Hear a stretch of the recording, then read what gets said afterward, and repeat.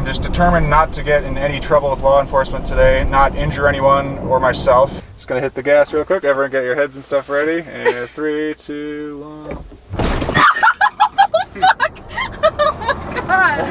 Oh my god! Pretty great, right? It's like a roller coaster. Yeah, that was fun. That was successful. And hang on. See this steering wheel? Isn't this crazy? Isn't this weird? I don't like it. Yeah, 45 miles per hour.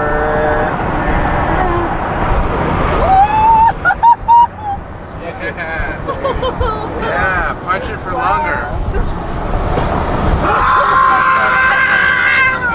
Holy shit! It never gets old. Here's a little uphill. Oh shit! I felt that on my feet.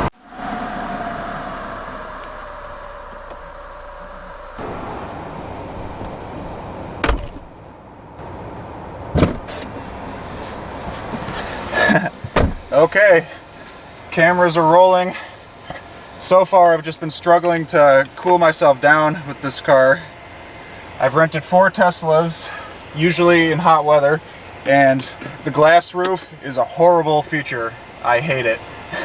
So let's get going. Got the steering yoke. I've got the fastest car you can basically get, and you have to swipe to put it in reverse, swipe backwards. Kind of annoying. Watch out for this guy. I'm literally carrying this fan with me. Another thing about Teslas that I've been really annoyed about, I have a hard time cooling myself down. I don't see a vent that is actually supposed to blow on me. Luckily it's got the ventilated seats. Let me get that going again, make sure it's going. Ugh. Teslas are a pain in the ass, I gotta say. The screen thing, I mean, it's all just a little bit annoying. And this steering yoke is interesting too. So I have my cooled seat on. It's not really feeling it.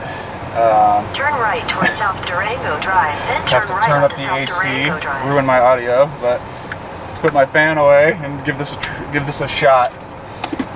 So I've purposely held off hitting the gas full throttle. I've gone almost full throttle once or twice, and it's been cool.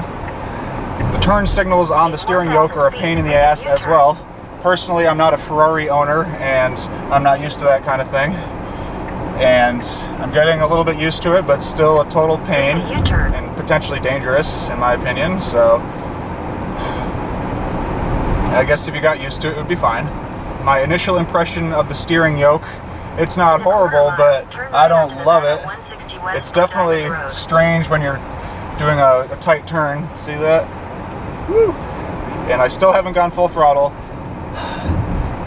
This interface seems more confusing than what I'm used to. I'm just trying to find like sport mode, and I don't see it. Ugh. If I knew how to use this car better, that would be nice, but controls, suspension, as long as it's in go fast mode, that's all I care about. Every time I try to use the turn signal, I'm at a loss.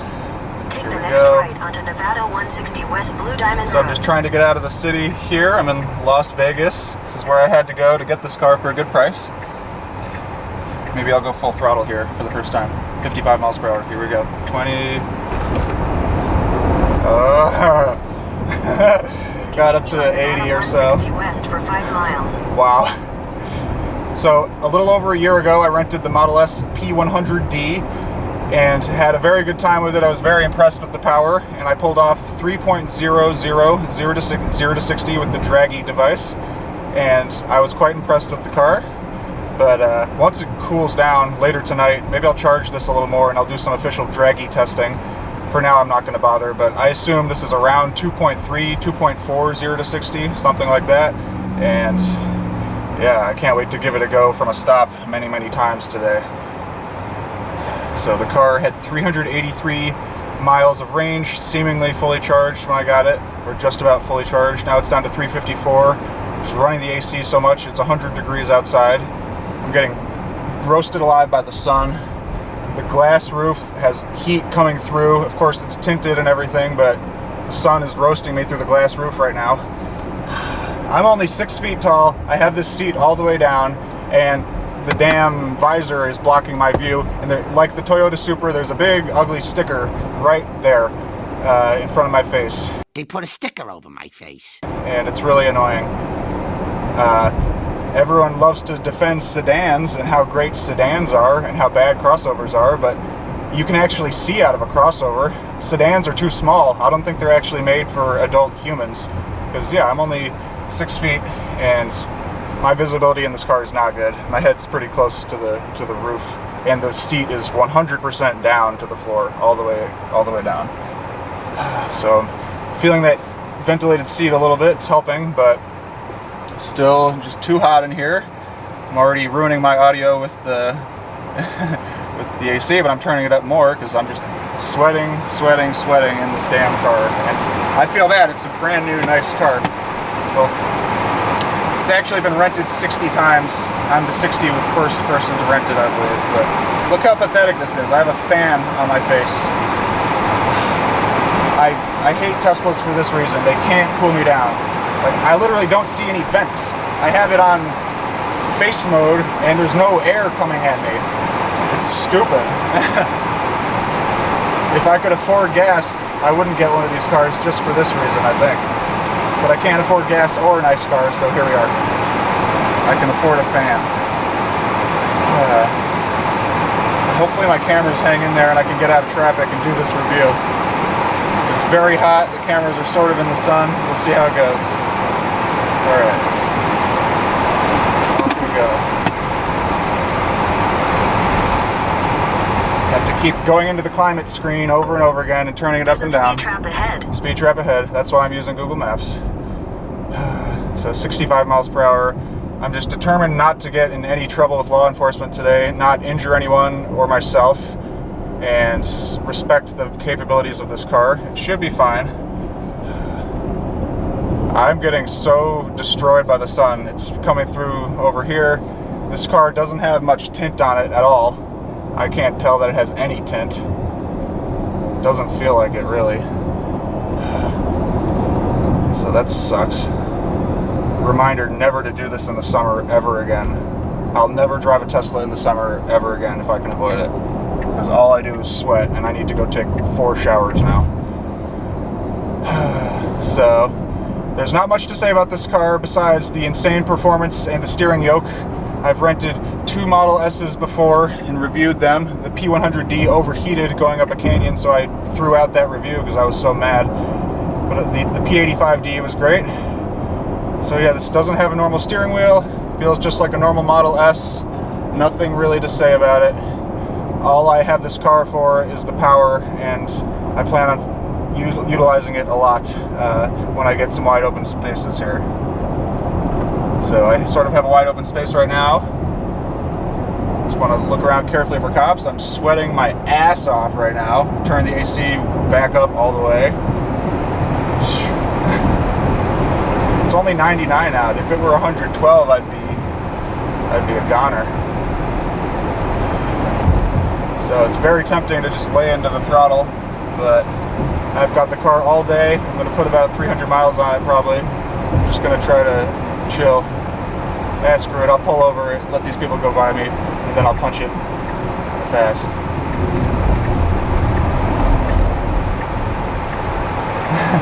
Worth it. Okay, here I go. Whoa! Unbelievable. Those cars probably thought I was going to slow them down for a second, but I did not. The quietness and the smoothness and the lack of wheel spin, the lack of a transmission and everything, it's unreal how fast this thing is, how quickly it accelerates. I just hit 85 immediately. So I'm going 65. I'm just gonna kick it. Holy shit! Wow! So, of course, as we all know, up until recently, Teslas fell off on the top end power. They would get get to 60 very quickly and then fall off completely. Be fairly slow, 60 to 130. About 10 seconds, 60 to 130 with the old P100D and the old performance models. But this thing does under 5 seconds, 60 to 130, as low as 4.6 something. And that top end performance is mind-blowing. Absolutely crazy. It's the type of thing you would only feel in a top-tier modified supercar or hypercar, such as a modified McLaren 720, 765, a smaller car with 800 horsepower. As we know, something like an Audi TT RS with 850 horsepower can hang with one of these. Continue on Nevada 159 East for 9 miles. I've seen footage of a BMW M4 with upgraded turbos being very close to one of these, but then again, maybe it was low on charge. But effectively, this is the fastest thing you can get with no modifications. The Rimac Nevera, or whatever it's called, that's a tiny bit faster, but that's a $3 million car that no one can even get, so who cares? And it's a super hypercar with 2 seats. So this is a 4-door sedan with over 1,000 electric horsepower, doing 9.2, 9.3 at over 150 miles per hour in the quarter mile. So this is the stuff of dreams. And I see a wide open little spot in front of me. I don't think I see any cops. I'm just gonna hit it for a second. Wow! It spun the tires from 20. It spun the tires a little bit, which is the best feeling ever. This car weighs like 4,766 pounds or something like that. It's about 150 pounds less than the outgoing Model S's. The feeling of traction is so great. And look at this view, by the way. Here we go. Okay, I hit some higher speeds for the first time. A little triple-digit speed, maybe. And the brakes didn't feel amazing when I got on them. I'm sure they've been abused by 60 renters already. But, yeah, as many people say, the brakes are the weak point of this car. For a car that gets up to 150 in the blink of an eye, or 216 when delimited, those carbon ceramics will be a nice add-on when they're available. But yeah, I guess they feel okay. The feel isn't great on its own, just not great brake feel. Oh, the G-forces from 60 miles per hour, it throws you back and takes the wind out of your lungs, basically. Wow, this is a good spot to test this car out. I like this. So 8 minutes to Red Rock Canyon. Let's see how this goes. Hopefully the cameras hang in there. And now that I'm not sweating as much and I'm enjoying the performance of this car, I feel really good. I still don't know how to adjust the suspension. Oh, there we go. Suspension, I'll put it in sport. Oh, it's in sport. And it's at low, so I'll leave it right there. And punch it again, 60 miles per hour. It's almost a joke how fast this thing is. It's ridiculous. As the driver, you're in control of it, and you're aware that you're hitting the gas, but I might be a passenger in this later. I might let my friends give it a little try somewhere safe, and my friends are gonna enjoy this very much. They've rarely, if ever, been in a fast car, especially my buddy Ian. He's never been in a fast car at all, and this will be great. My buddy Jason has driven Teslas as a valet, but never a performance model and never on his own on the street. So I've got to say, there's a little bit of weird warping with this windshield. I'm sure this windshield costs a lot to replace, but there's a tiny bit of a weird warped perception to it. That's a good YouTube channel, by the way.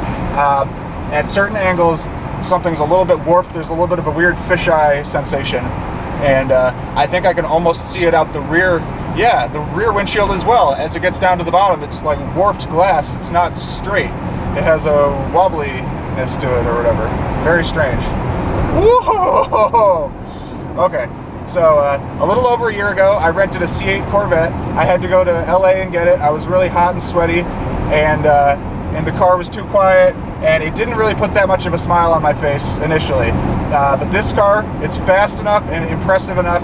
Even though I'm sweaty and being sunburned right now, I'm having the time of my effing life with this car because it is the fastest thing I've ever operated by far, especially on the top end. And I found a road with no one around. I don't see any cops out here. 50 mile per hour speed limit. I'm gonna pull over for a second. What if I hit the brake? Can I get it to launch? No, both pedals pressed down. Okay, I'll have to put it in like launch mode later, but 10 miles per hour. Oh, no, no. Woo! So it gets off the line, and then you get a little wheel spin from like 20 miles per hour onwards, which is the the best feeling ever. Wow.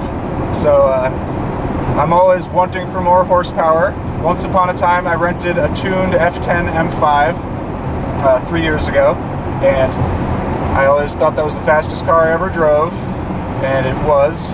But now this is way, way faster, and doesn't have a complicated twin-turbo V8, which will fail, or a complicated dual-clutch transmission, or any of that. It doesn't use any gas, which is $6 a gallon, and it's not this fast, and has no traction. Wow, see this? See what I'm doing right now? How fun. All right, I'm gonna go from 0. Still haven't launched this officially, but here we go. Oh!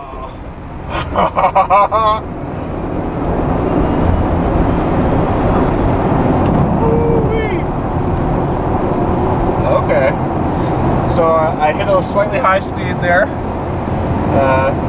Slightly high speed. It got up there real quick. And the brakes, yeah, they don't have a lot of feel. They're not super stiff.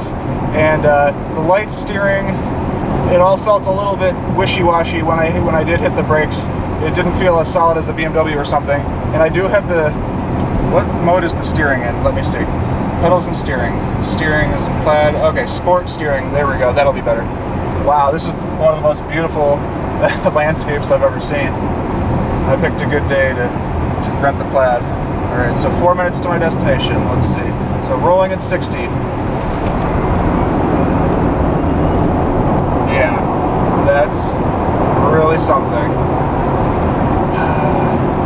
I guess I could see that a gas-powered supercar like a 720S would be more fun, I suppose, now that I've done this a few times, and shifting actual gears and stuff would be cool, but dealing with wheel spin at high speeds, I guess I can live without that. And oh man, woo-wee.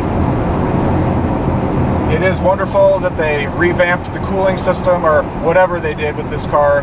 They added another motor and it cools itself correctly now.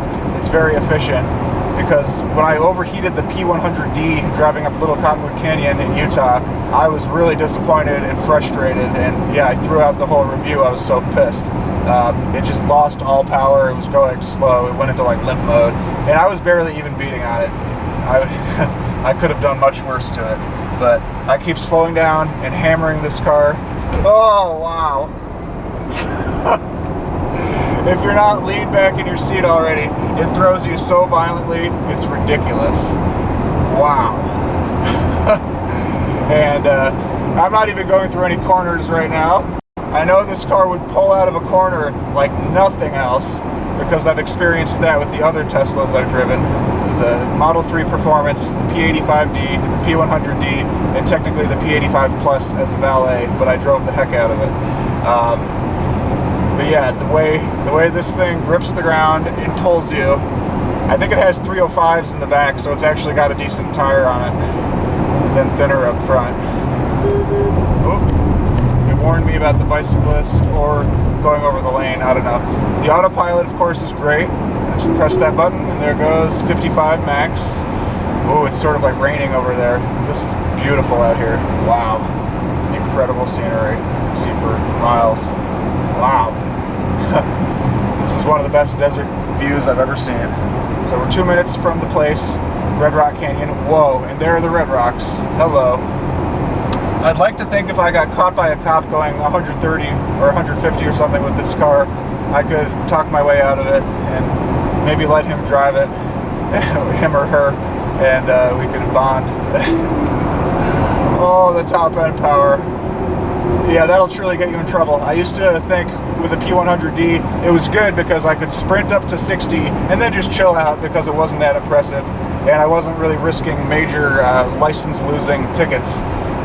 But now you are with the top end power of this car. But the highway destroying ability with this car, I was talking to a guy who was like working on my building a couple months ago. He seemed to be like an engineer, Turn left. and he said his favorite thing is just cutting through traffic on the highway with his Plaid. And yeah, that guy was the man. Oh, that was like 70, and it took my breath away. Turn left and you will arrive at your destination. Yep. And the steering yoke is fine. The feel of it, I think I would have designed it just a little bit differently. The 9 3 feel, it's good, but my thumb just doesn't really rest in there that well. It's not that ergonomic, and it kind of presses out into your palm too much. And when you're slamming on the brakes so much, the way I drive this car, your palms kind of get pressed into the yoke a little bit, but I'm sure my hands would toughen up and get used to it. So here I am at Red Rock Canyon something, going the wrong way through the entrance. Oops. Luckily I'm in a nice car. And yeah, this will be my review. It's just a Model S with over 1,000 horsepower and a cool steering yoke and wonderful self-driving and everything. It's a little hot out here and I don't love the glass roof, but this is one of the most insane vehicles ever conceived, and everyone who talks shit on it, let me remind you, 6 years ago, before these fast Teslas were a thing, if someone said you'd have a low 9-second, 150 mile per hour, 4-door electric sedan, which is good looking, handles well, and the fit and finish is actually decent, I'll have you know, it's nice in here. If I told someone 6 years ago that you could have a car with those specifications, they'd say no way. They'd say no way, and they wouldn't believe it, but that's how good of a thing that it is. So people who criticize Tesla, let's have some perspective. This car is the fastest thing ever. It uses no gas. It's very comfortable. It's very practical. It's an amazing thing. So just because it's faster than gas-powered cars doesn't mean we have to talk shit. So thank you. Alright, so that'll wrap up my review officially. This car is outrageous. The pedals are really cool. And it's fun to drive the fastest car I've ever driven and not spend any gas at a time when gas is so expensive. Wow, look at this scenery. Very nice.